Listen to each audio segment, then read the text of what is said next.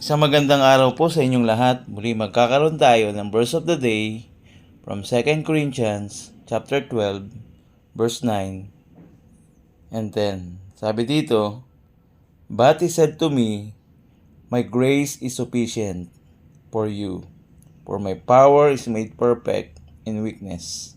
Therefore I will boast all the more gladly of my weaknesses, so that the power of Christ may rest upon me." Verse 10. "For the sake of Christ, then, I am content with weaknesses, insults, hardships, persecutions, and calamities. For when I am weak, then I am strong." Salamat sa salita ng Panginoon.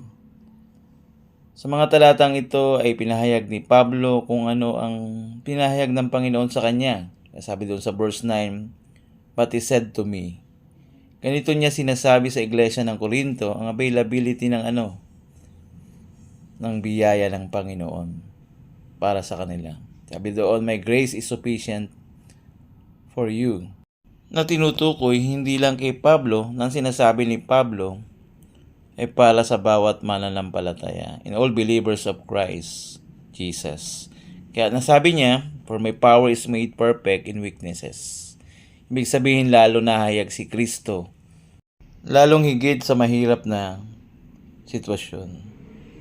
Ganito na masasabi natin hindi lang sa kalagayan niya bilang apostol, ganun din yung kanyang kalusugan. Kaya nasabi niya, "Therefore I will boast all the more gladly of my weaknesses." Para so that the power of Christ rests upon me. Kaya sa 7b, anong sabi doon? "Kaya't upang ako'y huwag magmayabang ng labis, binigyan ako ng isang tinik sa laman, isang sugo ni Satanas upang ako'y saktan, upang ako'y huwag magbalaki ng labis."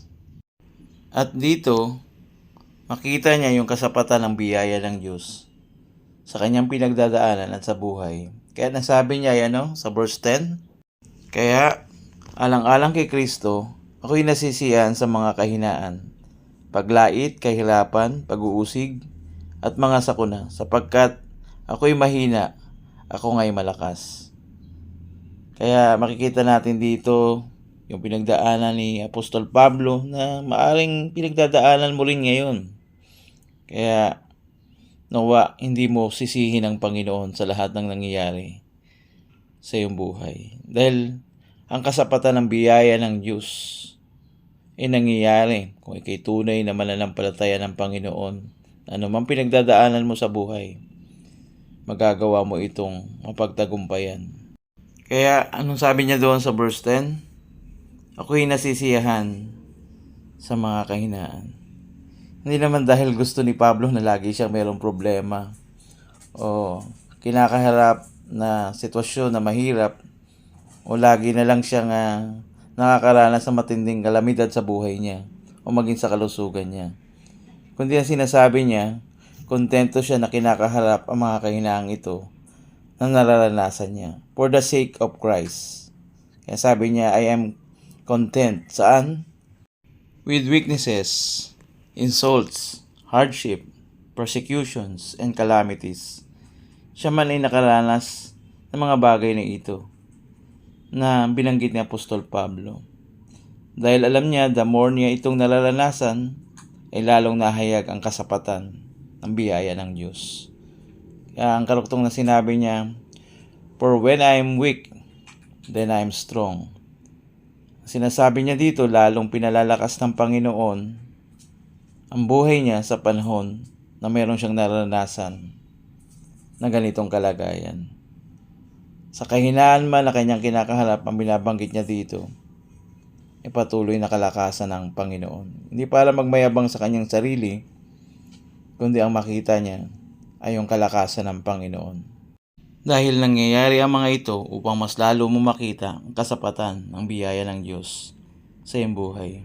Dahil kung ganito ang nangyayari, una, masasabi mo rin, "For my power is made perfect in weakness." Na nasabi ni Pablo upang mas lalo niyang mahanap ang Panginoon sa buhay niya dahil sa kanyang nararanasan sa kabila ng mga mabibigat na sitwasyon na kanyang kinaharap. Pangalawa, for Christ's power may rest upon me. Na ano man ang pinagdadaanan niya, o ikaw mismo, tayo mismo bilang mananampalataya ni Kristo, manatili tayo na umaasa sa kapangyarihan ng Panginoon. Na ano man ang mangyari, hindi ka magmalaki ng labis. Dahil alam mo na umaasa ka sa Panginoon na siya nating panghawakan. Kaya ano man ang iyong dinadaanan sa buhay, idulog mo sa Panginoon.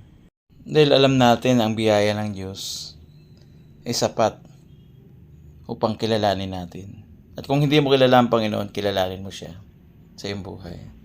Salamat sa Panginoon sa ating verse of the day from 2 Corinthians chapter 12 verse 9 and 10. Pagpalain tayo ng salita ng Diyos.